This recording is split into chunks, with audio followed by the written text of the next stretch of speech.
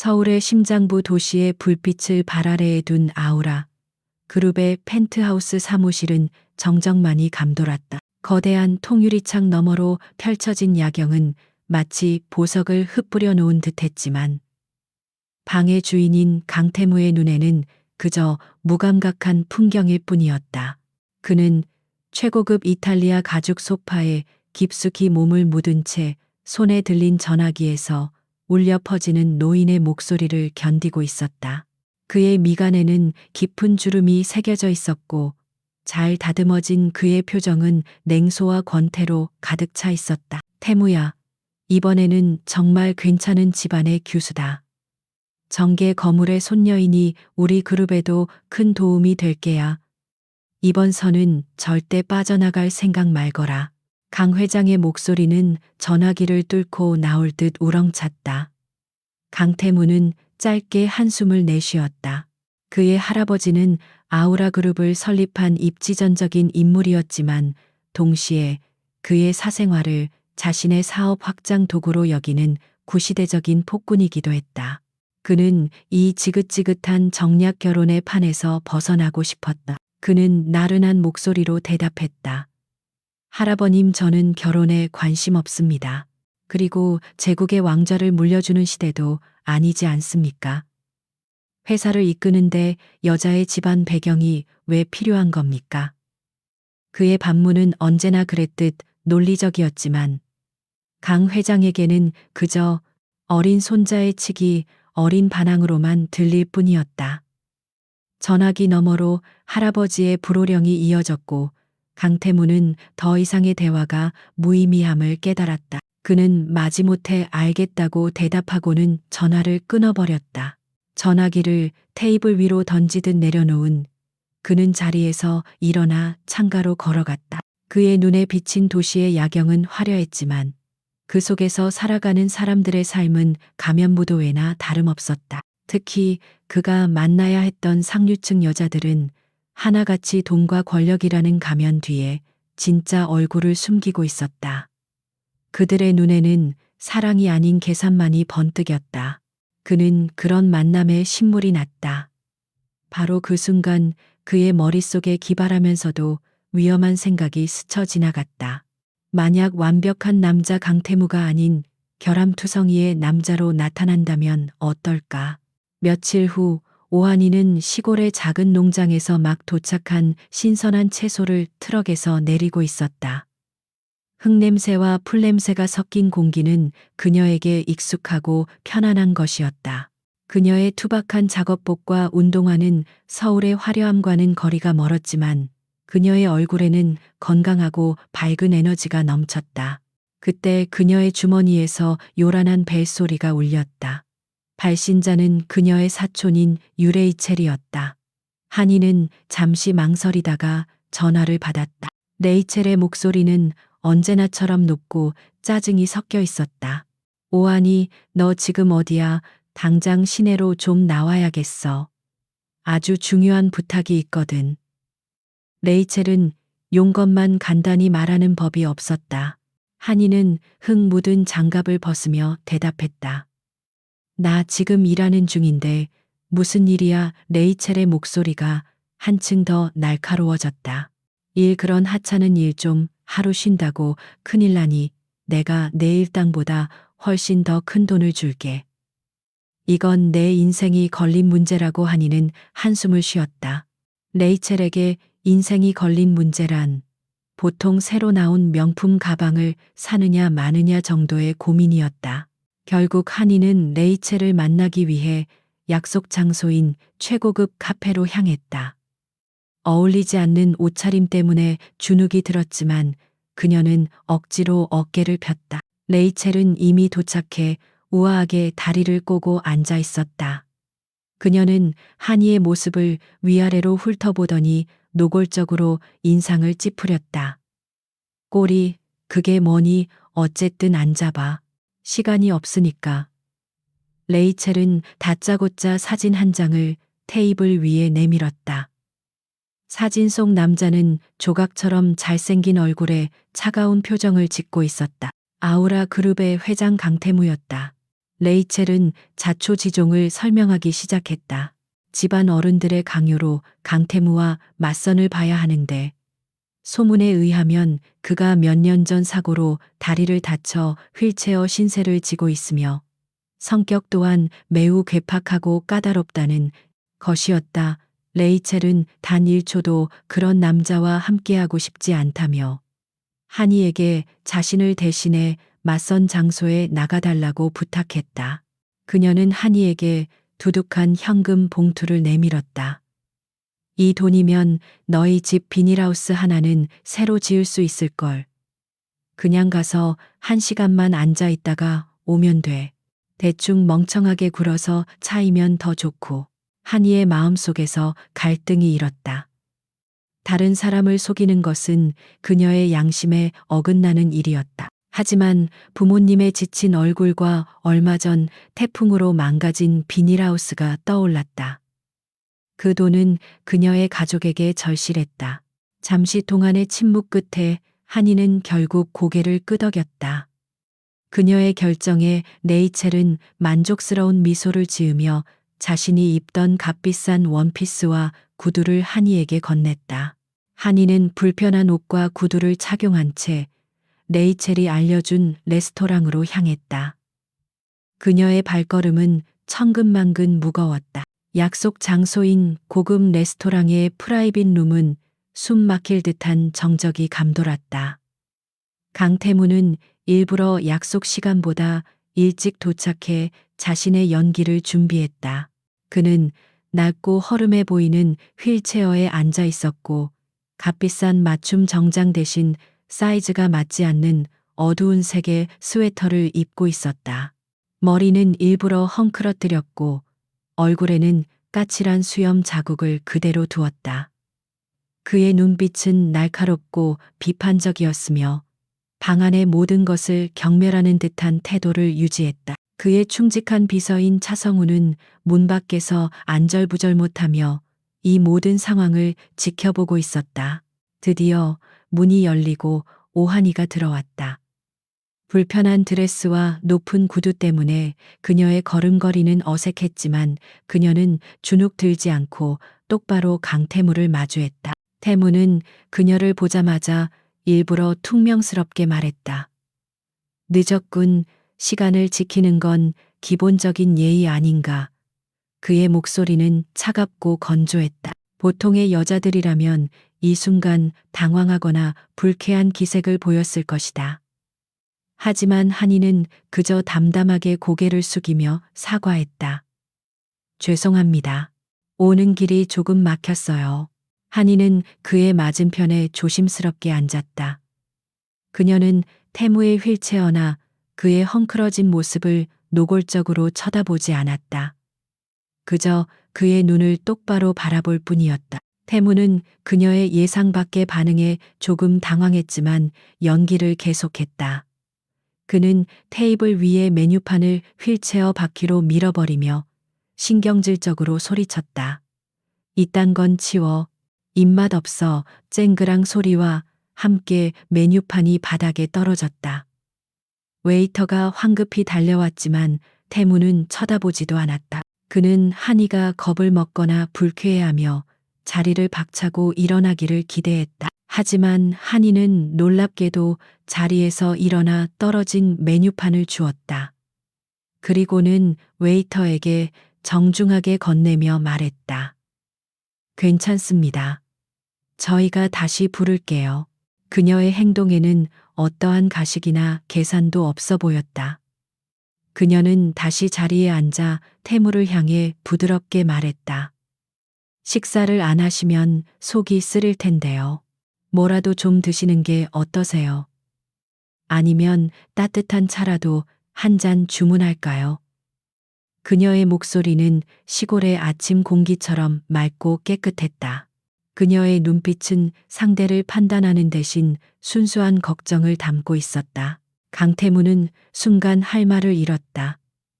수많은 여자들을 만나왔지만 이런 반응은 처음이었다. 그들은 그의 재력과 외모에 감탄하거나 그의 까칠한 연기에 질색하며 떠나기 바빴다. 하지만 이 여자는 달랐다. 그녀는 그의 재산이나 지위 혹은 그의 장애에도 전혀 관심이 없는 듯 했다. 그녀는 그저 사람으로서의 강태무를 대하고 있었다. 그는 자신의 계획이 완전히 틀어지고 있음을 직감했다. 상대를 겁주려던 사냥꾼이 예상치 못한 순수함 앞에서 오히려 자신이 함정에 빠진 기분이었다. 그는 혼란스러운 마음을 감추기 위해 더욱 차갑게 굴었다. 내 몸은 내가 알아서 해. 당신이나 신경 써. 그 옷차림은 대체 뭐야? 빌려 입은 티가 너무 나는군. 촌스러워. 그는 가장 모욕적인 말을 골라 던졌다. 그녀의 얼굴에 상처받은 기색이 스치기를 바랐다. 하지만 한이는 잠시 눈을 내리깔았다가 이내 담담하게 미소를 지었다. 네, 맞아요. 제 옷이 아니라서 조금 불편하네요. 그래도 오늘 이 자리를 위해 특별히 신경 쓴 거랍니다. 예쁘게 봐주시면 안 될까요?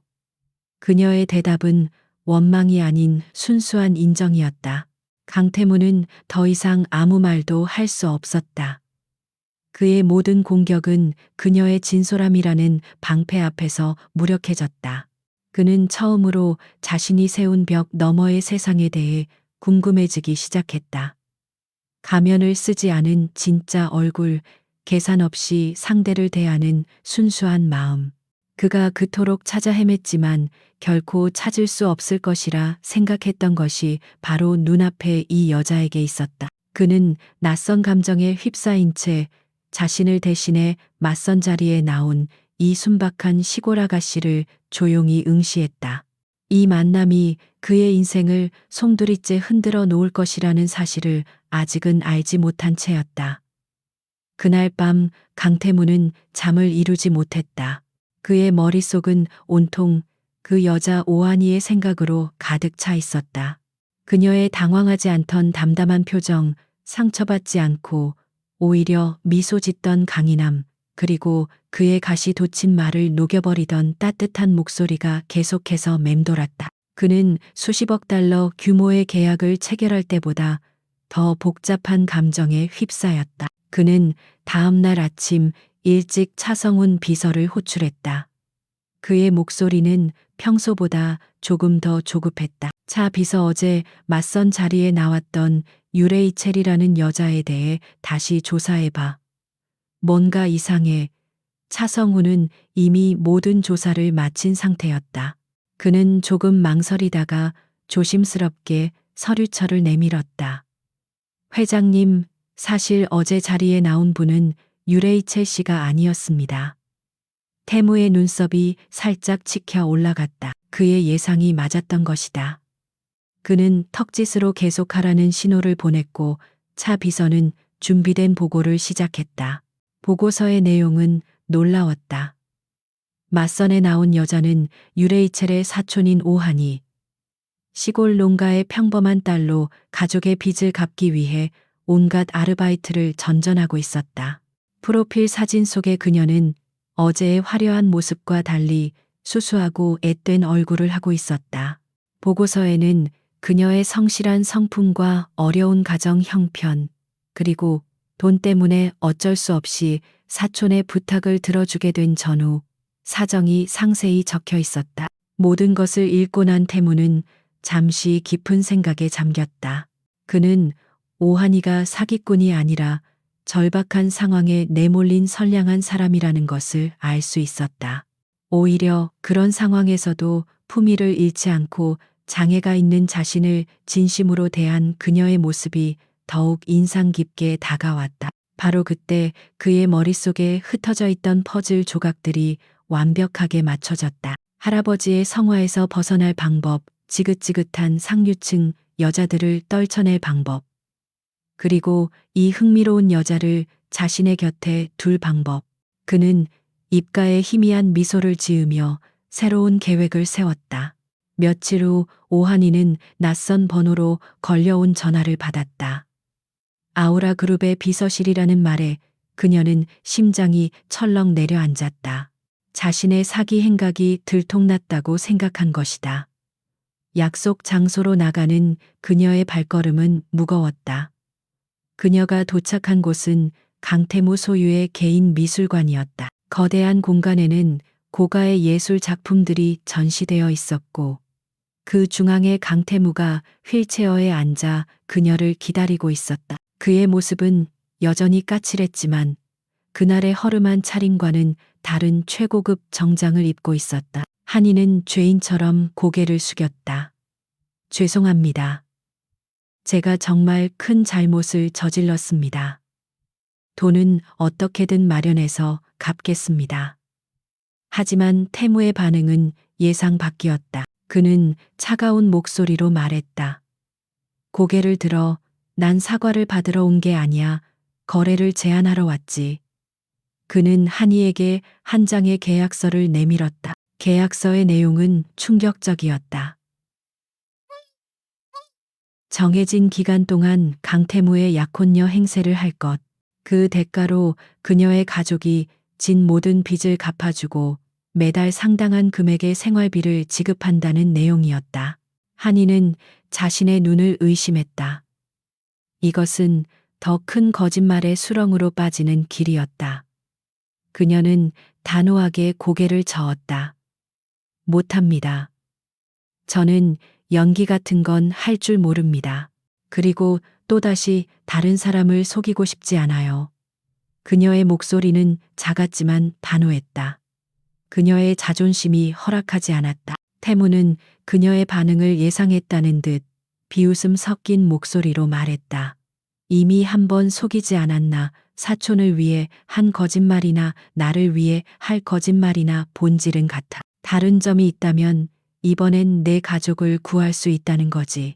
그의 말은 비수처럼 한이의 가슴에 꽂혔다. 그는 그녀의 가장 약한 부분을 정확히 꿰뚫고 있었다. 태무는 말을 이었다. 이건 비즈니스일 뿐이야. 나는 귀찮은 맞선에서 벗어날 수 있고 당신은 돈 문제를 해결할 수 있지. 서로에게 이득인 거래야. 계약 기간이 끝나면 우린 각자의 길을 가면 돼. 어떤 감정적인 교류도 불필요한 신체 접촉도 없을 거야. 그는 철저히 사무적인 태도를 유지했고 오히려 그 점이 한이를 조금 안심시켰다. 그녀는 부모님의 얼굴을 떠올리며 괴로워했다. 긴 침묵 끝에 한이는 떨리는 손으로 펜을 집었다. 그녀가 계약서에 서명하는 순간 그녀의 삶은 이전과는 완전히 다른 궤도로 들어서게 되었다. 계약이 성사되자마자 그녀의 혹독한 상류층 교육이 시작되었다. 모든 과정은 차성훈 비서가 담당했다. 첫 번째 과제는 의상이었다. 차 비서는 한이를 백화점 VVIP 라운지로 데려갔다. 태무가 미리 연락해 백화점 한 층을 통째로 비워둔 상태였다. 한이는 평생 구경도 못 해본 명품 옷과 구두 가방들 앞에서 어쩔 줄을 몰라 했다. 그녀는 가격표를 볼 때마다 기겁하며 뒷걸음질 쳤다. 이 원피스 한 벌이면 저희 집 옥수수밭 전체를 살 수 있겠어요. 그녀의 순진한 외침에 노련한 차비서조차 잠시 웃음을 터뜨릴 뻔했다. 한이는 자신에게 어울리지 않는 옷이라며 손사래를 쳤지만 차 비서는 강태무의 짓이라며 단호하게 그녀에게 옷을 입혔다. 수십 벌의 옷을 갈아입은 끝에 그녀는 마침내 우아한 백조처럼 변신했다. 하지만 비싼 옷을 입은 그녀의 표정은 여전히 불안해 보였다. 다음은 식사 예절 교육이었다. 수십 가지에 달하는 포크와 나이프의 용도를 배우는 것은 거의 고문에 가까웠다. 한이는 그냥 젓가락으로 먹으면 안 되나요? 훨씬 편한데요 라고 물었고 차 비서는 이마를 짚으며 한숨을 쉬었다. 예술과 정치에 대한 교양 수업은 더 심각했다. 한이는 유명 화가의 그림을 보며 이 그림은 꼭 저희 할머니가 담근 된장 색깔 같아요 라고 말해 차 비서를 아연실색하게 만들었다. 그녀의 솔직하고 엉뚱한 반응들은 상류층의 허례허식과는 너무나도 달랐다. 강태무는 자신의 사무실에서 CCTV를 통해 이 모든 과정을 지켜보고 있었다. 그는 휠체어에 앉아 모니터를 응시하며 자신도 모르게 입가에 미소를 띄었다. 그녀의 어색한 몸짓, 순수한 질문, 그리고 가식 없는 반응들이 그에게 신선한 즐거움을 선사했다. 그는 그녀의 본질을 바꾸려는 것이 아니었다. 그저 험난한 상류 사회에서 그녀가 스스로를 지킬 수 있는 최소한의 갑옷을 입혀주고 싶었을 뿐이다. 그는 가끔씩 차 비서에게 너무 꽉 끼는 구두는 신기지 마. 혹은 그녀가 싫어하는 음식은 식탁에 올리지 마. 와 같은 세심한 지시를 내렸다. 어느덧 며칠이 흘렀다. 한이는 교육의 마지막 단계로 곧 있을 아우라 그룹 창립 기념 파티에 대한 브리핑을 받았다. 그녀는 차 비서가 준비해준 눈부신 에메랄드색 드레스를 입고 거울 앞에 섰다. 거울 속에는 자신이 아닌 완전히 다른 사람이 서 있었다. 우아하고 세련된 모습이었지만 눈빛은 길을 잃은 아이처럼 불안하게 흔들리고 있었다. 차 비서는 그녀에게 다가와 말했다. 오하니 씨, 내일 파티가 공식적인 첫 무대입니다. 회장님의 약혼녀로서 조금도 빈틈을 보여선 안 됩니다. 그 말이 그녀의 어깨를 무겁게 짓눌렀다. 이제 되돌아갈 수 없는 강을 건넜다는 사실을 그녀는 실감하고 있었다. 아우라 그룹의 창립 기념 파티가 열리는 그랜드 호텔의 연회장은 대한민국의 권력과 부가 총집결한 듯 화려함의 극치를 달렸다. 거대한 샹들리에에서 쏟아지는 빛은 보석처럼 반짝였고 최고급 드레스와 턱시도를 차려입은 사람들의 웃음소리가 샴페인 거품처럼 공간을 채웠다. 이 모든 것이 비현실적으로 느껴지는 가운데 오한이는 에메랄드빛 드레스를 입은 채 강태무의 휠체어 옆에 얼어붙은 듯 서 있었다. 그녀의 심장은 금방이라도 터져 나올 듯 세차게 뛰고 있었다. 사방에서 쏟아지는 호기심 어린 시선들이 마치 날카로운 바늘처럼 그녀를 찔러댔다. 그녀는 당장이라도 이 모든 것을 벗어던지고 자신의 작은 시골집으로 도망치고 싶었다. 바로 그때 그녀의 귓가에 낮고 차가운 목소리가 들려왔다. 겁먹지 마. 내 옆에만 붙어 있어. 불필요한 사람과는 대화할 필요 없어. 강태무였다.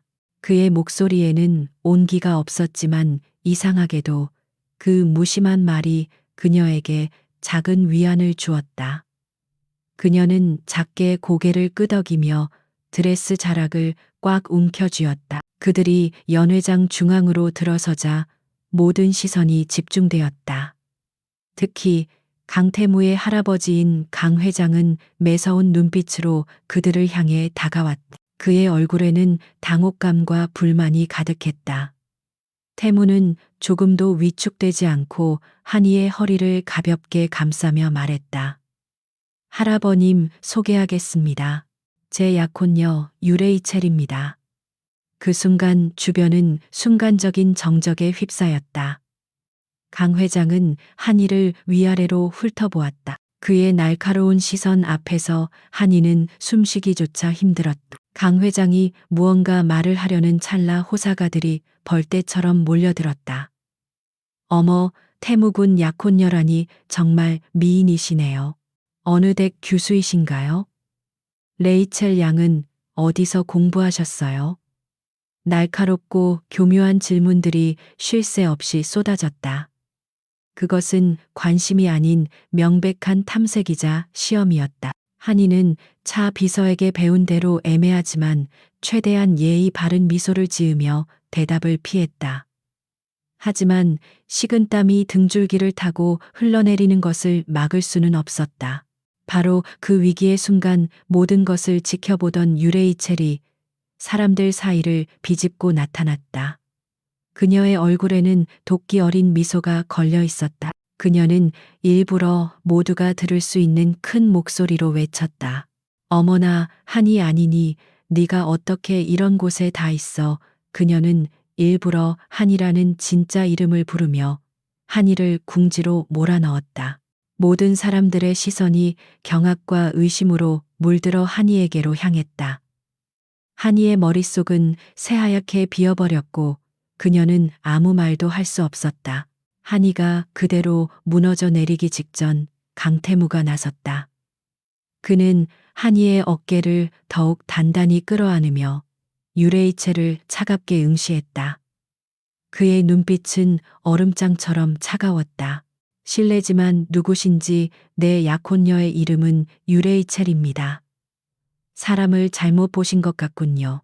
그는 계약서상의 이름인 유레이첼을 또렷하게 발음하며 레이첼의 공격을 정면으로 받아쳤다. 그의 단호한 태도에 레이첼은 물론 주위 사람들 모두가 당황했다.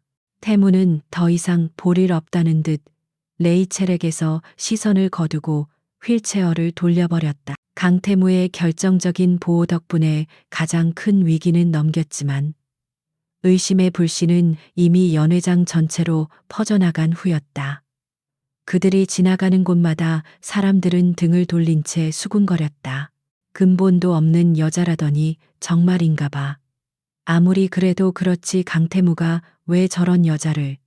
경멸과 조롱이 섞인 말들이 한이의 귀에 날카롭게 밝혔다. 그녀는 마치 동물원의 원숭이가 된 기분이었다. 얼굴이 화끈거려 고개를 들 수 없었고 그녀의 눈가에는 뜨거운 눈물이 맺혔다. 그녀의 상태를 눈치챈 태무는 말없이 휠체어를 몰아 인적이 드문 테라스로 향했다. 시끄러운 음악과 가식적인 웃음소리에서 벗어나자 비로소 숨통이 트이는 것 같았다. 서울의 야경이 발 아래로 펼쳐졌지만 한이의 눈에는 아무것도 들어오지 않았다. 태무는 처음으로 딱딱한 표정을 풀고 물었다. 그의 목소리는 여전히 무뚝뚝했지만 그 안에는 희미한 걱정이 묻어 있었다.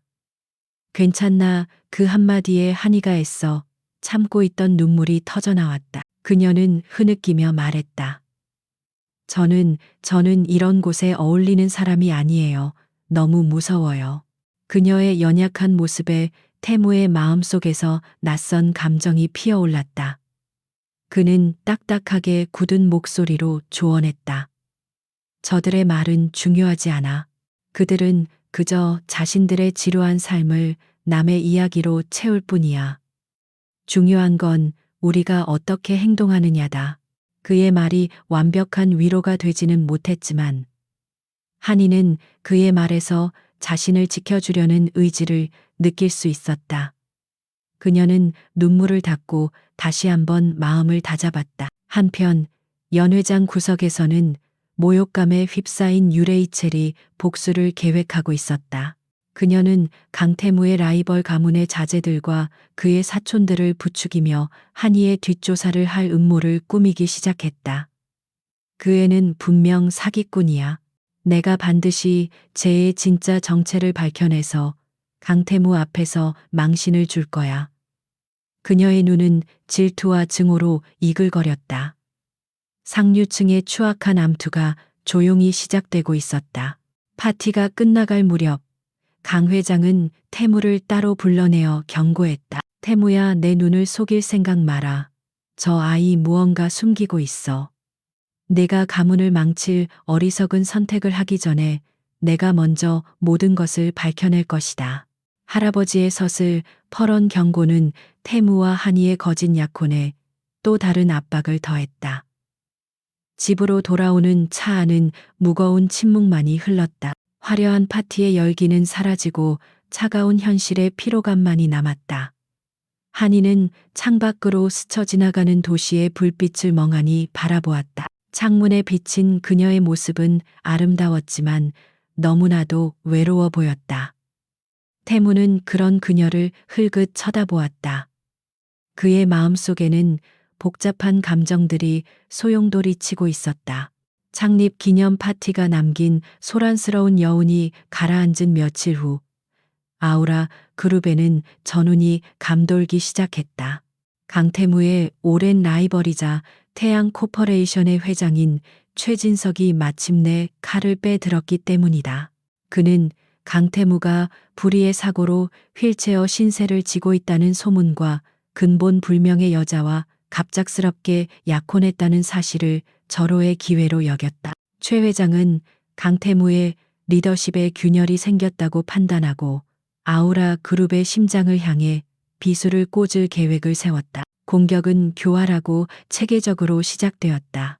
증권가에는 강태무의 건강 이상설과 경영 능력에 대한 악의적인 루머가 퍼지기 시작했고 아우라 그룹의 주가는 미세하게 흔들렸다. 그와 동시에 태양 코퍼레이션은 아우라 그룹의 미래가 걸린 신재생 에너지 자회사에 대한 적대적 인수합병을 공식적으로 선언했다. 그곳은 강태무가 그룹의 미래를 위해 수년간 공들여온 핵심 프로젝트였다. 이사들은 동요했고 그룹 전체가 거대한 위기감에 휩싸였다. 강태무는 연일 이어지는 비상대책회의를 주재했다. 그는 휠체어에 앉아 있었지만 그의 눈빛은 그 어느 때보다 날카롭게 빛났다. 그는 겉으로는 침착함을 유지하려 애썼지만 그의 머릿속은 수천 개의 복잡한 변수들로 들끓고 있었다. 최 회장의 공격은 예상보다 훨씬 더 거셌고 기존의 방어 전략으로는 역부족이라는 것이 명백해지고 있었다. 그의 어깨를 짓누르는 압박감은 상상을 초월할 정도였다. 그 시각 강태무의 저택에 머무는 오한이는 거대한 새장 속에 갇힌 새처럼 답답함을 느끼고 있었다. 그녀는 태무가 회사에서 어떤 전쟁을 치르고 있는지 알지 못했다. 그저 매일 밤 지친 얼굴로 돌아오는 그의 모습을 볼 뿐이었다.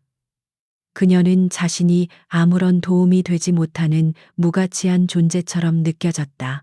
그녀는 광활한 저택에서 유일하게 자신의 마음을 붙일 곳을 찾아냈는데 그것은 바로 오랫동안 방치되어 있던 작은 온실이었다. 그녀는 그곳에서 시든 식물들을 돌보며 작은 위안을 얻었다. 어느 날 밤 태무는 평소보다 훨씬 더 지치고 어두운 표정으로 귀가했다. 그는 식사도 거른 채 서재로 직행하여 산더미처럼 쌓인 서류에 파묻혔다. 그의 굳게 담은 입술과 찌푸린 미간은 그가 얼마나 큰 스트레스를 받고 있는지를 여실히 보여주었다. 그 모습을 안타깝게 지켜보던 한이는 조심스럽게 온실에서 직접 딴 헙으로 차를 끓여 서재로 가져갔다. 그녀는 작은 찻잔을 그의 책상 위에 내려놓으며 조용히 말했다. 저녁을 거르셔서 따뜻한 차라도 한 잔 하세요. 태무는 서류에서 눈을 떼지 않은 채 귀찮다는 듯 손을 내저었다.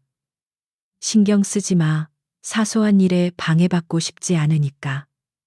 그의 목소리는 칼날처럼 날카로웠다. 한이는 상처를 받았지만 물러서지 않았다. 그녀의 시선은 우연히 책상 위에 펼쳐진 프로젝트 설계도에 닿았다. 풍력 발전기와 태양광 패널의 복잡한 그림들이었다. 금융 용어는 하나도 이해할 수 없었지만 그 그림들은 그녀에게 너무나도 익숙한 자연의 모습을 떠올리게 했다. 그녀는 무심코 혼잣말처럼 중얼거렸다. 저희 시골에서는요, 태풍이 불면 크고 뻣뻣한 나무들은 부러지기 쉬워요. 그런데 오히려 부드러운 갈대나 키 큰 풀들은 바람에 몸을 맡기고 흔들리면서 끝까지 살아남더라고요. 힘으로만 맞서는 게 항상 좋은 방법은 아닌 것 같아요. 그녀의 말은 어떤 의도도 없는 그저 순수한 경험에서 우러나온 소박한 지혜였다. 하지만 그 말은 태무의 머릿속을 강타하는 거대한 망치와도 같았다. 그는 지금까지 최 회장의 공격을 정면으로 막아내는 데에만 급급했다. 더 많은 자본을 투입하고 더 공격적인 방어 전략을 세우는 것. 하지만 한이의 말은 그에게 완전히 새로운 관점을 제시했다. 바람에 맞서지 말고 함께 흘러가라. 만약 정면 대결이 아니라 유연하고 간접적인 방식으로 접근한다면 그의 머릿속에서 번개처럼 새로운 전략이 떠올랐다. 갈대 전략. 핵심 자회사를 지키기 위해 싸우는 대신 그 가치를 여러 개의 작은 신규 자회사나 예상치 못한 파트너사들과의 협력을 통해 분산시키는 것이다. 그렇게 되면 인수합병의 매력 자체가 떨어지게 된다. 강태무는 처음으로 서류 더미에서 고개를 들어 오한이를 바라보았다. 그의 눈빛이 달라져 있었다. 지금까지 그녀는 흥미로운 계약 파트너였을 뿐이다.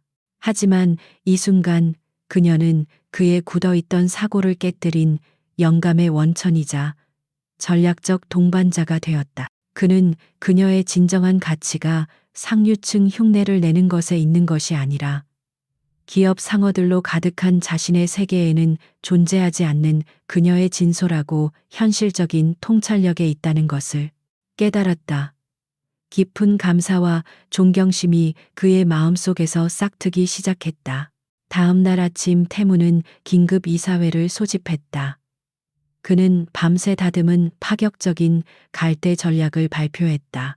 보수적인 이사들은 그의 전략이 너무 위험하고 비현실적이라며 반대했지만 태무의 논리와 확신은 그 어느 때보다 강력했다. 그는 반대 의견을 모두 잠재우고 전광석화처럼 계획을 실행에 옮겼다. 정면 대결을 예상했던 최 회장은 태무의 예상치 못한 행보에 허를 찔렸고 결국 막대한 손실만 입은 채 적대적 인수를 포기할 수밖에 없었다. 그날 저녁 태무는 온실에서 식물을 돌보고 있는 한이를 찾아갔다.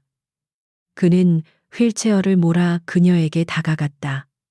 그는 회사에서의 승리에 대해 자세히 설명하지 않았다. 대신 그는 진심을 담아 짧게 말했다. 어젯밤 차 고마웠소. 그리고 잠시 후 덧붙였다. 그리고 조언도. 태무 같은 남자가 할 수 있는 최선의 감사 표현이었다. 한이는 영문을 몰라 어리둥절했지만 그의 말에 기분이 좋아져 맑게 미소 지었다. 그 미소가 태무의 심장에 따뜻하게 스며들었다. 늦은 밤 태무는 홀로 서재에 남아 도시의 야경을 내려다보았다. 그는 한이의 미소를 그리고 그녀가 자신에게 주었던 예상치 못한 깨달음을 계속해서 떠올렸다. 그녀에 대한 감정은 이제 단순한 호기심이나 고마움을 넘어선 무언가였다. 그것은 훨씬 더 깊고 개인적인 감정의 파동이었다. 한때는 완벽한 사업적 도구라고 생각했던 계약 결혼이 이제는 그와 그녀 사이를 가로막는 성가신 장벽처럼 느껴지기 시작했다. 거대한 제국을 통치하는 그였지만 시골 소녀가 일으킨 작은 마음의 파동 앞에서는 속수무책이었다. 그것은 짜릿하면서도 두려운 감정의 시작이었다. 태양 코퍼레이션과의 전쟁에서 승리한 강태무의 명성은 더욱 높아졌지만 유레이첼의 마음속에서는 질투와 분노의 불길이 더욱 거세게 타올랐다. 파티에서의 굴욕과 더불어 시골뜨기 사촌이 자신을 대신해 대한민국 최고의 남자 옆자리를 차지하고 있다는 사실을 도저히 견딜 수 없었다. 그녀는 돈과 인맥을 총동원해 오한이의 뒷조사를 계속했고 마침내 그녀가 가끔씩 일손을 돕는 재래시장의 존재를 알아냈다. 레이첼의 머릿속에 이전보다 훨씬 더 잔인하고 교묘한 계략이 떠올랐다. 그녀는 자신의 계획을 실행에 옮기기 위해 완벽한 무대를 설계했다. 그녀는 영향력 있고 입이 가벼운 사교계 친구들을 초청하여 바로 그 재래시장 맞은편에 위치한 최고급 부티크에서 자선 바자회를 열었다. 모든 것은 철저히 계산된 우연이었다. 그녀의 목표는 단 하나, 오한이가 흙 묻은 작업복 차림으로 천박하게 일하는 모습을 상류층 사람들 앞에서 폭로하여 재기불능의 상태로 만드는 것이었다. 한편 아무것도 모르는 한이는 저택에서의 답답한 생활에 조금씩 지쳐가고 있었다. 그러던 중 시장에서 채소 가게를 하는 어머니의 오랜 친구로부터 일손이 부족하니 잠시만 도와달라는 다급한 연락을 받았다. 오랜만에 느끼는 자유와 그리운 시장의 활기찬 분위기에 이끌린 그녀는 차 비서나 태무에게 알리지 않은 채 몰래 저택을 빠져나왔다. 낮고 편안한 작업복으로 갈아입은 그녀는 금세 시장의 소음과 사람 사는 냄새에 완벽하게 녹아들었다. 레이첼이 계획한 시간이 되자 그녀는 친구들을 이끌고 부티크 밖으로 나왔다. 그녀는 마치 처음 본다는 듯 과장된 몸짓으로 시장 건너편의 한이를 가리키며 소리쳤다. 세상에, 저기 저 여자 강태무 회장님 약혼녀 아니에요. 저런 천박한 곳에서 대체 뭘 하고 있는 거죠? 그녀의 외침에 사교계 명사들이 모두 한이에게 시선을 돌렸다. 그들은 경멸과 호기심이 뒤섞인 표정으로 스마트폰을 꺼내 몰래 사진을 찍기 시작했다. 그들은 한이를 향해 다가가 그녀를 둘러쌌다. 조롱 섞인 질문과 비웃음이 사방에서 쏟아졌다. 소문이 진짜였네. 정말 근본도 없는 여자였어. 어떻게 이런 여자가 감히 강태무 회장님을.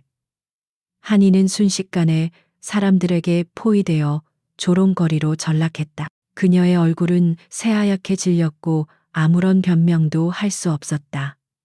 세상이 무너져 내리는 것 같은 절망감이 그녀를 덮쳤다.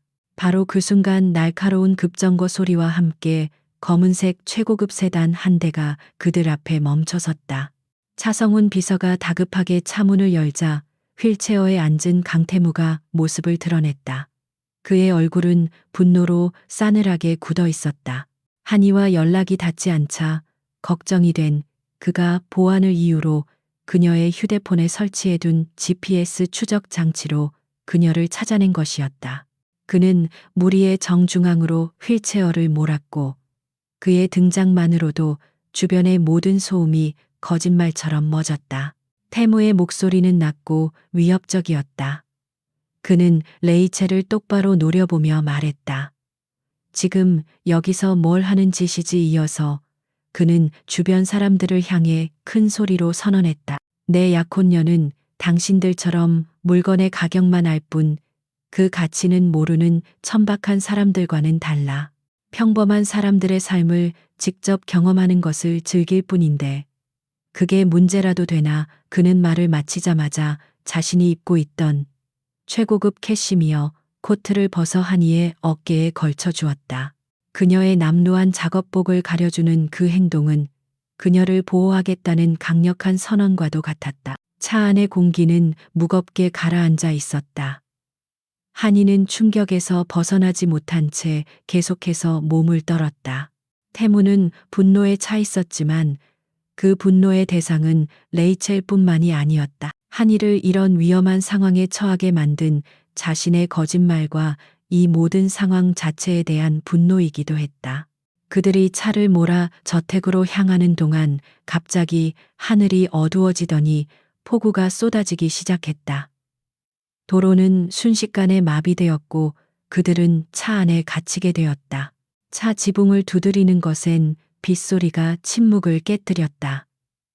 마침내 한이가 울음 섞인 목소리로 입을 열었다. 죄송해요. 저 때문에 망신을 당하셨어요. 그 말에 태무는 그녀를 돌아보았다. 그녀의 고통스러운 얼굴을 본 순간 그의 마음속에서 무언가가 무너져 내렸다. 그는 맹렬한 보호 본능과 주체할 수 없는 사랑에 휩싸여 말했다. 당신은 아무 잘못 없어. 모든 건 내 잘못이야. 내가 처음부터. 그는 말을 멈췄다. 모든 것을 고백할 뻔했다. 자신이 장애인이 아니라는 사실, 이 모든 것이 지독한 게임으로 시작되었다는 사실을. 하지만 그는 눈물로 얼룩진 그녀의 얼굴을 보는 순간 목구멍까지 차오른 말을 삼켜버렸다. 지금 이 상태에서 진실을 말한다면 그녀가 과연 자신을 용서할 수 있을까? 자신의 감정을 진심으로 믿어줄까? 아니면 이 또한 거짓말의 일부라고 생각할까? 그녀를 완전히 잃을 수도 있다는 두려움이 그의 발목을 잡았다. 그는 주먹을 꽉 쥐었다. 진실을 말하고 싶은 욕망과 그녀를 잃을지 모른다는 공포 사이에서 그의 내면은 격렬한 전쟁을 치르고 있었다. 결국 고백의 순간은 폭풍우 속으로 사라져 버렸다. 태무는 다시 차가운 표정으로 입을 다물었고 그들 사이에는 보이지 않는 벽이 다시 세워졌다. 한이는 그의 내면의 갈등을 눈치채지 못한 채 지친 몸을 창문에 기댔다.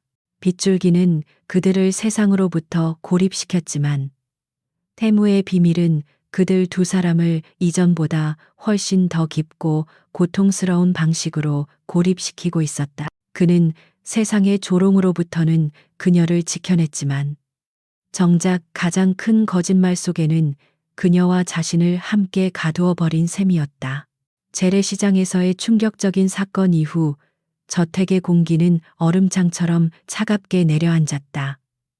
오한이는 말을 잃었고 강태무는 복잡한 감정에 휩싸인 채 그녀를 지켜볼 뿐이었다. 그러던 어느 날 저녁 한이에게 고향 집에서 걸려온 다급한 전화 한 통이 그들의 위태로운 평화를 산산조각냈다. 어머니의 울음 섞인 목소리는 농장의 주 수입원인 작물의 원인 모를 병충해가 돌아 전부 망치게 생겼으며 새 장비를 사기 위해 신청했던 농업 대출마저 갑자기 거절당했다는 절망적인 소식을 전했다.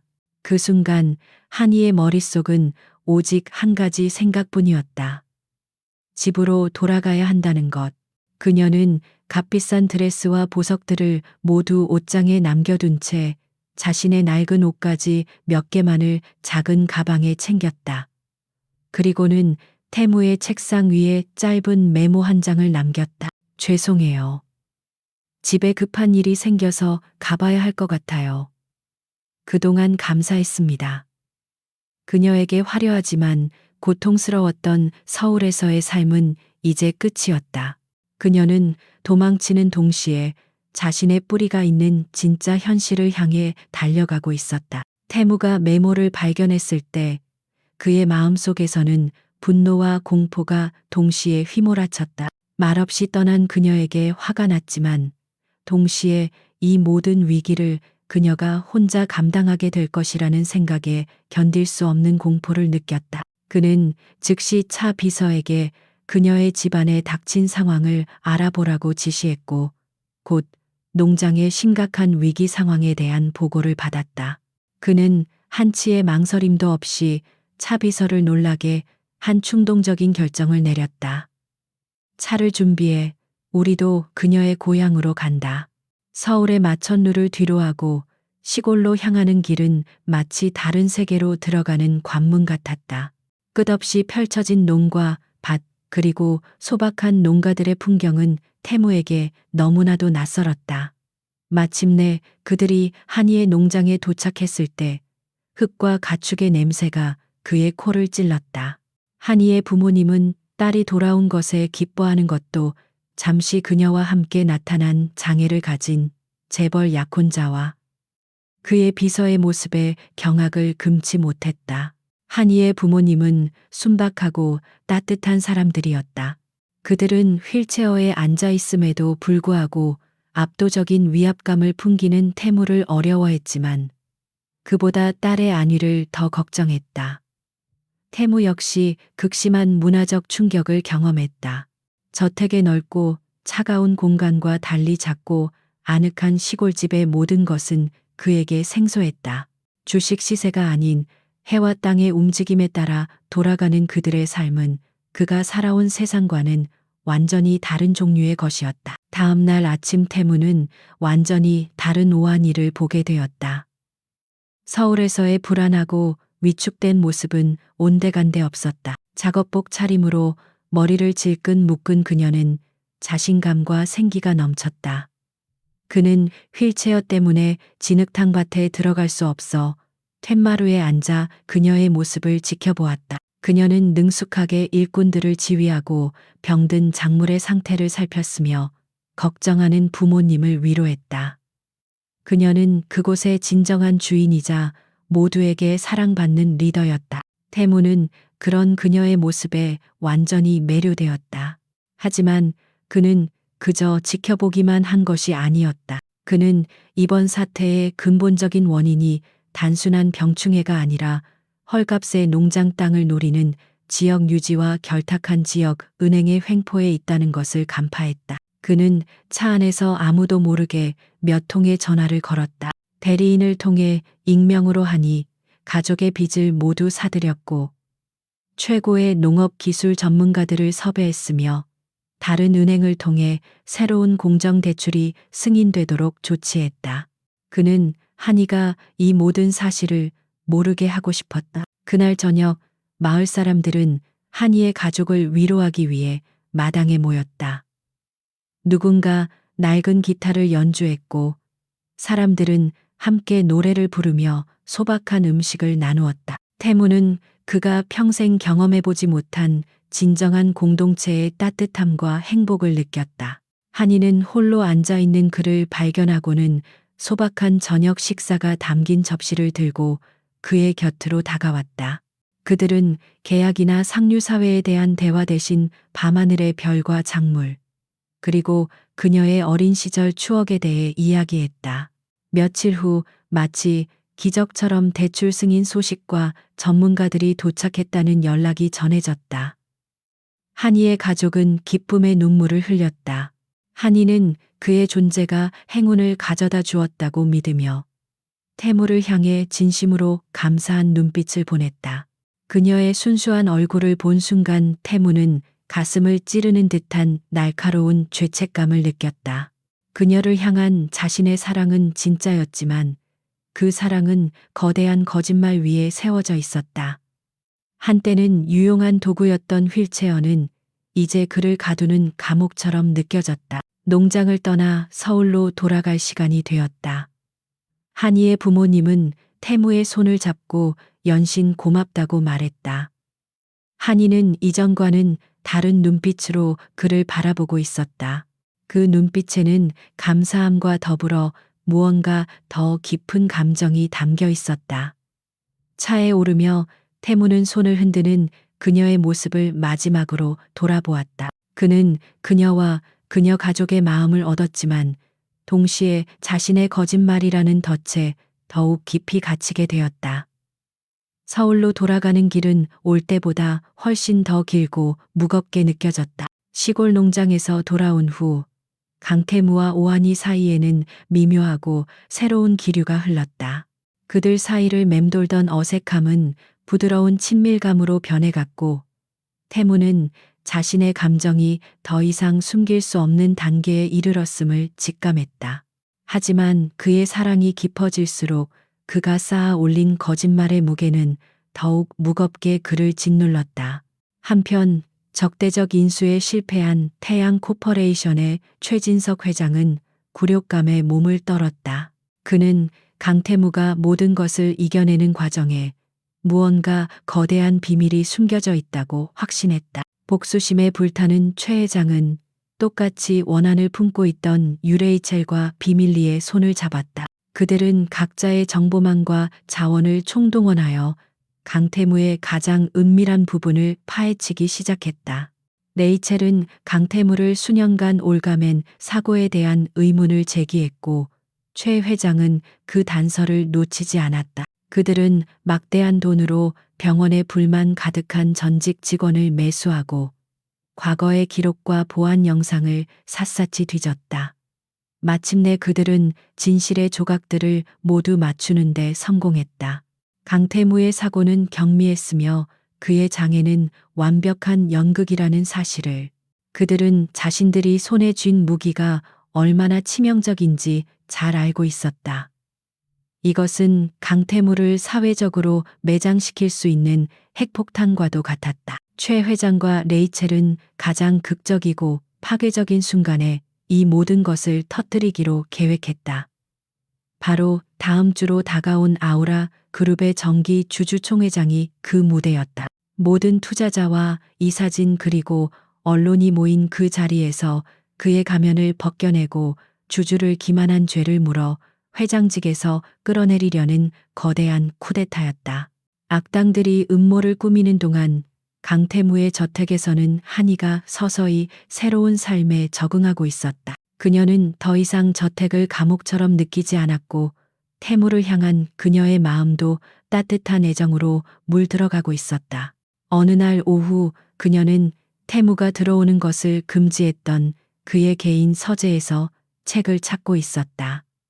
책장에서 책을 꺼내려다 실수로 책상 위에 사진첩 더미를 무너뜨렸다. 흩어진 사진들을 정리하던 그녀의 눈에 액자 뒤에 숨겨져 있던 낯선 사진 한 장이 들어왔다. 한이는 숨을 멈췄다.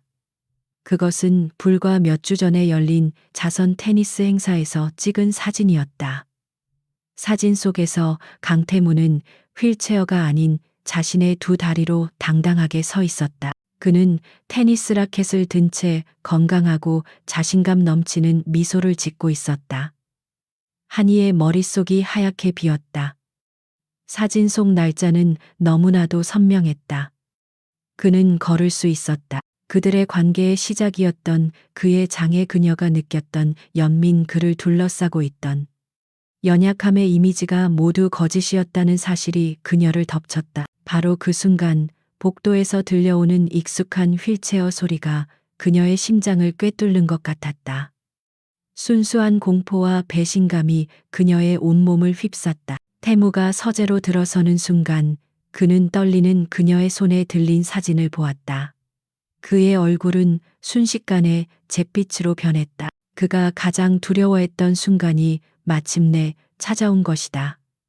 한이는 그를 바라보았다. 그녀의 눈에는 분노가 아닌 깊고 처절한 상처가 담겨 있었다.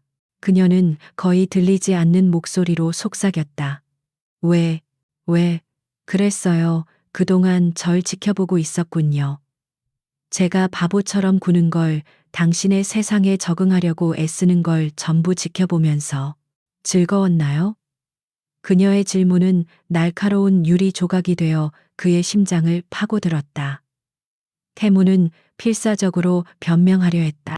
맞선을 피하기 위한 어리석은 장난으로 시작했지만 그녀를 만난 후 모든 것이 변했다고, 그녀를 향한 자신의 감정만큼은 진짜였다고 말하려 했다. 하지만 그의 모든 말은 거대한 기만 앞에서 공허한 메아리가 될 뿐이었다. 한이에게 중요한 것은 그의 장애 여부가 아니었다. 그것은 신뢰의 문제였다. 그는 그녀를 믿지 않았다. 특히 모든 진심을 나누었다고 생각했던 그녀의 고향 집에 다녀온 후에도 그는 끝까지 그녀를 속였다. 한이는 눈물을 흘리며 고개를 저었다. 우리가 서로를 이해하기 시작했다고 생각했어요. 하지만 저는 당신에 대해 아무것도 몰랐던 거군요. 그녀는 사진을 바닥에 떨어뜨린 채 서재를 뛰쳐나갔다. 그녀는 시골에서 가져왔던 자신의 작은 가방 하나만을 든 채 뒤도 돌아보지 않고 저택을 떠났다.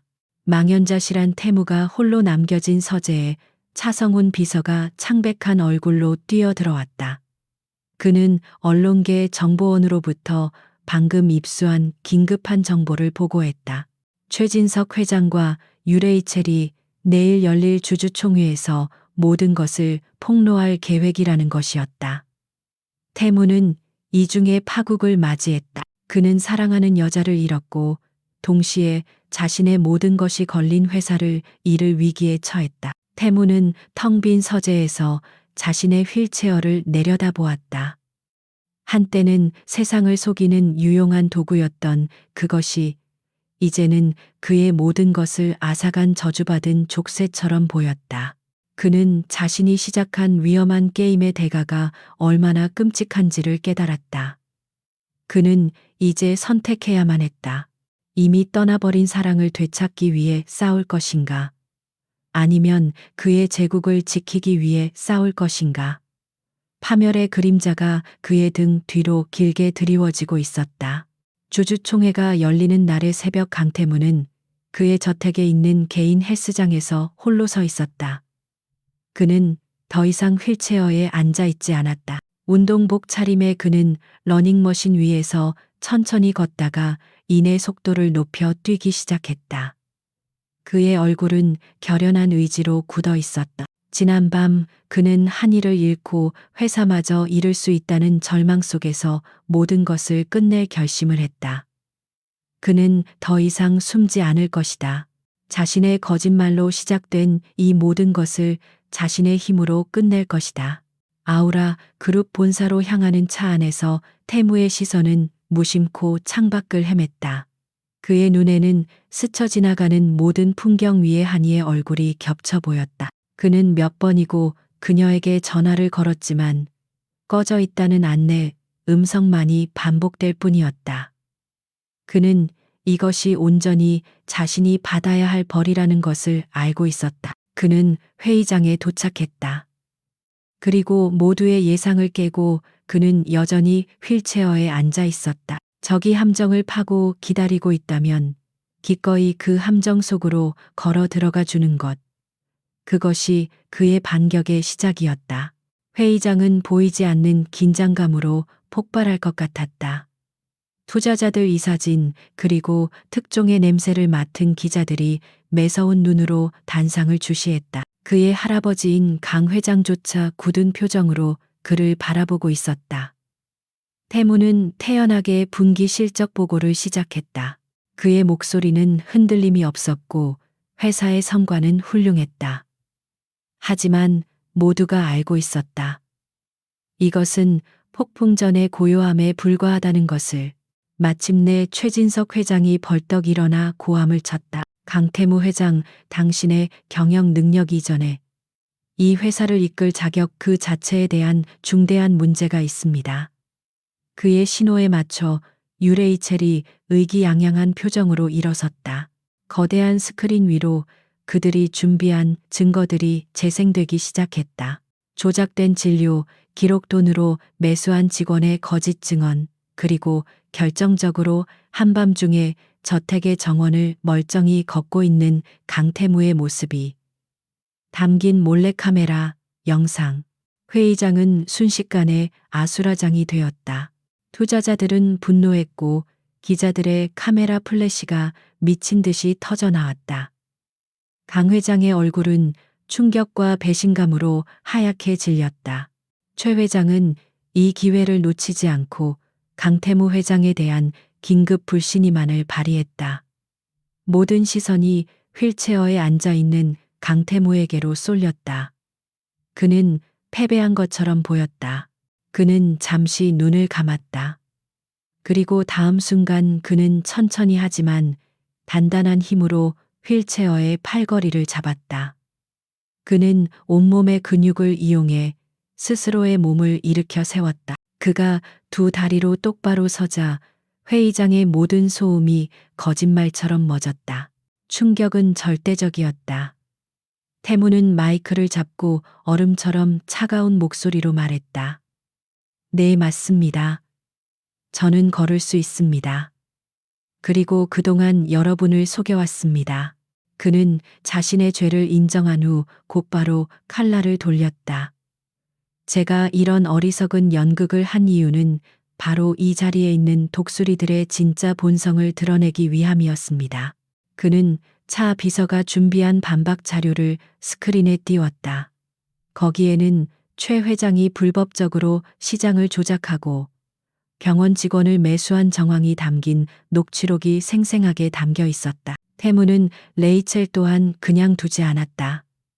그녀가 한이에게 돈을 주며 맞선을 부탁하는 녹음 파일과 최 회장과 함께 음모를 꾸미는 대화 내용이 연이어 폭로되었다. 그녀가 저지른 모든 악행이 만천하에 드러나는 순간이었다. 공개적으로 망신을 당하고 범죄의 공모자로 낙인 찍힌 레이첼의 세상은 그 자리에서 무너져 내렸다. 모든 것이 끝장이었다. 쿠데타는 완벽하게 진압되었다. 최 회장과 그의 일당은 보안 요원들에게 끌려나갔다. 처음에는 태무의 기만 행위에 분노했던 주주들은 이제 회사를 지키기 위한 그의 치밀한 전략과 결단력에 경외감을 느꼈다. 그의 리더십은 이전보다 더욱 굳건해졌다. 하지만 단상 위에 홀로 선 태무의 마음은 텅 비어 있었다. 그의 승리는 처절했지만 그 승리의 기쁨을 나눌 단 한 사람이 그의 곁에 없었다. 회의가 끝나자 사람들이 그에게 몰려와 축하를 건넸지만 그는 모든 것을 뿌리치고 회의장을 빠져나왔다. 그는 더 이상 빛나는 승리자가 아니었다. 그는 그저 사랑을 잃은 한 남자일 뿐이었다. 그는 차에 올라타 차 비서에게 절박하게 명령했다. 찾아 무슨 수를 써서라도 오하니 씨를 찾아내. 그의 목소리는 처절하게 떨리고 있었다. 같은 시각 오한이는 서울을 떠나는 버스 안에 앉아 있었다. 그녀는 더 이상 울지 않았다. 창백하지만 단호한 표정의 그녀는 빠르게 스쳐 지나가는 도시의 풍경을 무심하게 바라보고 있었다.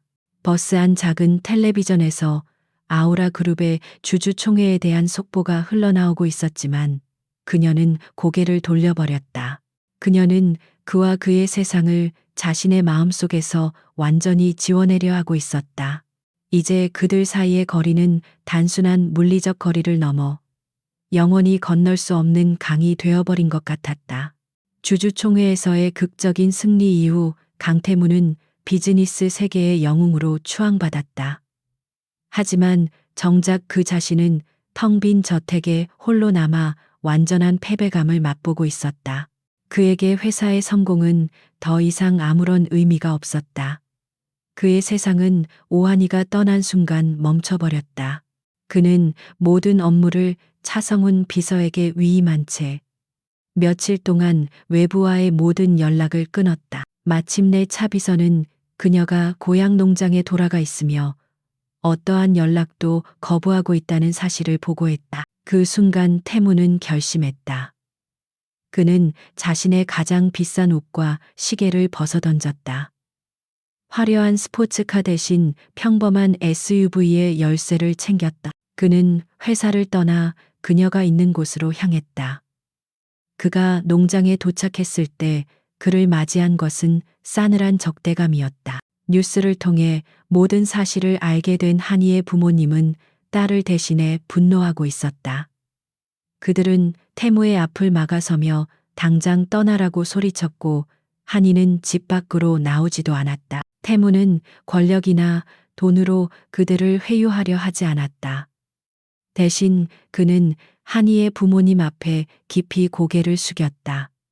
제가 무슨 말을 할 자격도 없다는 것을 압니다.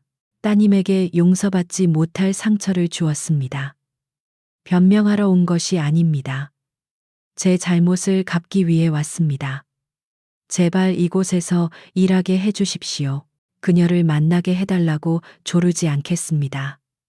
그저 제 행동으로 속죄할 기회를 주십시오. 그의 진심 어린 태도에 한이의 아버지는 잠시 침묵하다가 마당 구석의 낡은 창고를 턱으로 가리켰다. 거기서 자, 그리고 해 뜨면 밭으로 나와. 그날부터 강태무의 고된 속죄가 시작되었다. 서류에 서명하는 것 외에는 해본 일이 없는 그의 손은 연장을 잡는 법조차 몰랐다. 그는 뜨거운 태양 아래에서 흙을 파고 무거운 비료 포대를 날랐으며 망가진 울타리를 수리했다. 그의 손은 온통 물집으로 뒤덮였고 온몸의 근육은 비명을 질렀다. 처음에는 서울 도련님이라며 그를 비웃던 농장 인부들도 불평 한마디 없이 묵묵히 일하는 그의 모습에 점차 그를 다시 보게 되었다. 한이는 창문 너머로 그런 그의 모습을 모두 지켜보고 있었다. 그녀의 마음속에서는 분노와 상처, 그리고 그녀 자신도 인정하고 싶지 않은 미세한 감정들이 격렬하게 다투고 있었다. 그녀는 이 모든 것이 그의 또 다른 연기일 것이라고 스스로에게 되뇌었다. 그를 미워해야만 했다. 하지만 오만했던 재벌 총수가 흙투성이가 된 채 땀 흘리는 모습을 볼 때마다 그녀의 마음속에 쌓아 올린 벽에 조금씩 균열이 가기 시작했다. 어느 날 저녁 파종을 앞두고 농기계가 갑자기 고장나는 일이 발생했다. 부품을 구하려면 몇 시간을 달려나가야 했고 당장이라도 폭풍우가 쏟아질 듯 날씨는 험악했다. 모두가 발을 동동 구르며 어쩔 줄 몰라 할 때 조용히 기계를 살펴보던 태무가 나섰다. 그는 과거 취미로 고성능 자동차 엔진을 분해하고 조립했던 경험을 살려 놀라운 솜씨로 기계를 임시 수리해냈다. 그의 예상치 못한 능력 덕분에 농장은 큰 위기를 넘겼다. 그날 밤 한이는 처음으로 그에게 말을 걸었다. 용서는 아니었다. 그저 마지못한 인정의 표현이었다. 고마워요.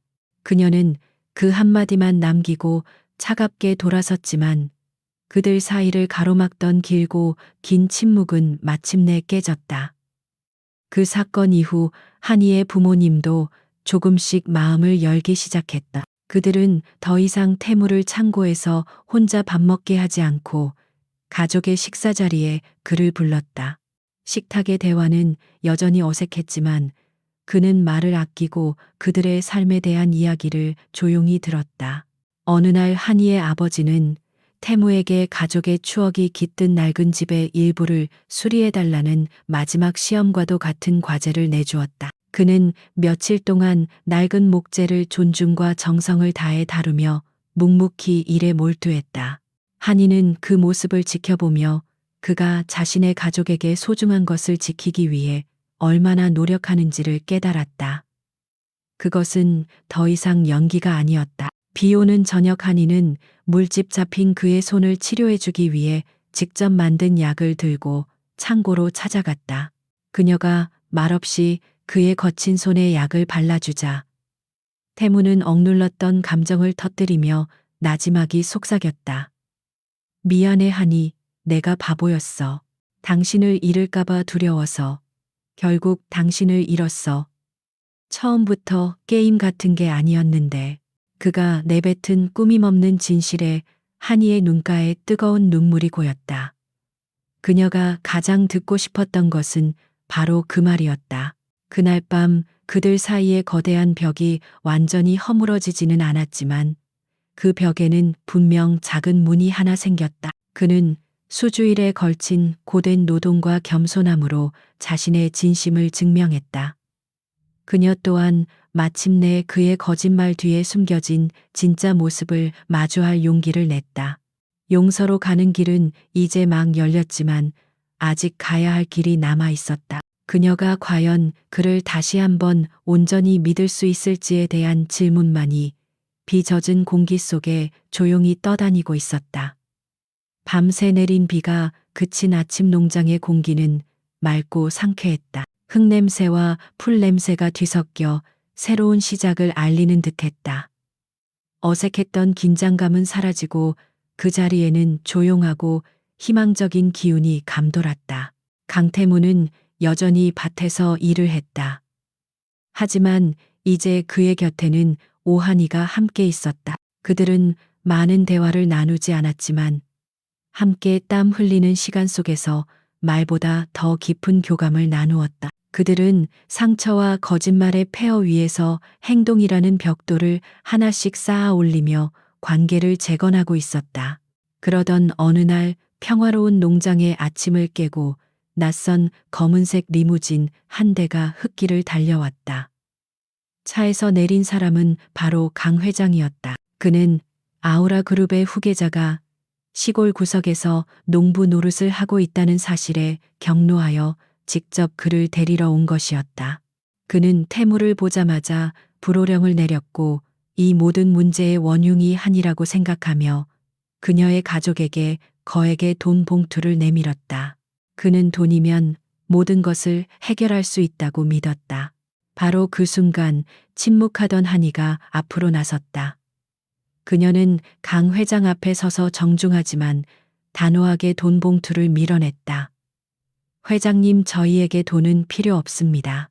그리고 회장님의 손자분은 지금 시간을 낭비하고 있는 것이 아닙니다. 오히려 서울에서는 절대 배울 수 없는 것들을 배우고 있습니다. 진심이 무엇인지를요. 저희의 관계가 앞으로 어떻게 될지는 모르겠지만 그것은 돈으로 사고 팔 수 있는 것이 아닙니다.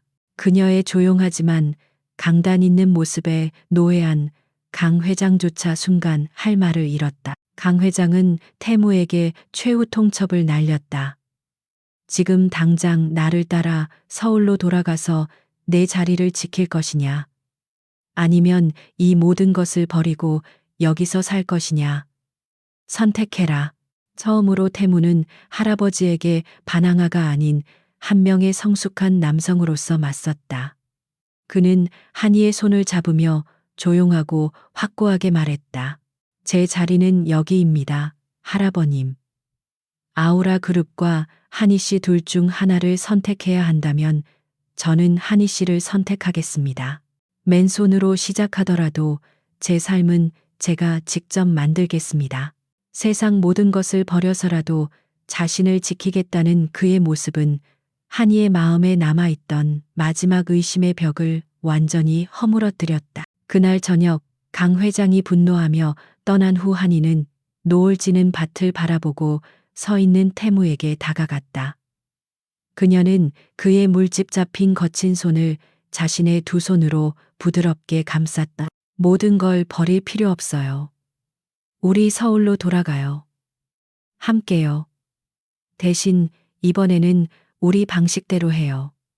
그것은 완전한 용서와 수용의 순간이었다. 그들은 서로를 마주보며 처음으로 진실된 입맞춤을 나누었다. 서울로 돌아온 그들은 이전과는 다른 삶을 살았다. 태무는 회장직에 복귀했지만 더 이상 차갑고 고립된 리더가 아니었다. 그는 농장에서 배운 실용적인 지혜와 인간적인 따뜻함으로 회사를 이끌었고 직원들의 더 큰 존경을 받게 되었다. 한이는 상류층 사모님이 되려고 애쓰지 않았다. 그녀는 자신의 뿌리를 잊지 않고 시골의 농가와 도시를 잇는 유기농 식품 사업을 시작했다. 그녀는 자신의 노력과 능력으로 세상의 인정을 받았다. 그들의 결혼식은 화려한 호텔이 아닌 한이의 고향집 앞마당에서 열렸다. 그들이 함께 땀 흘렸던 밭을 배경으로 소박하지만 진심 어린 축복 속에서 그들은 부부가 되었다. 손자의 진정한 변화와 한이의 강인함을 모두 지켜본 강 회장도 그 자리에 참석하여 말없이 그들의 미래를 축복해 주었다.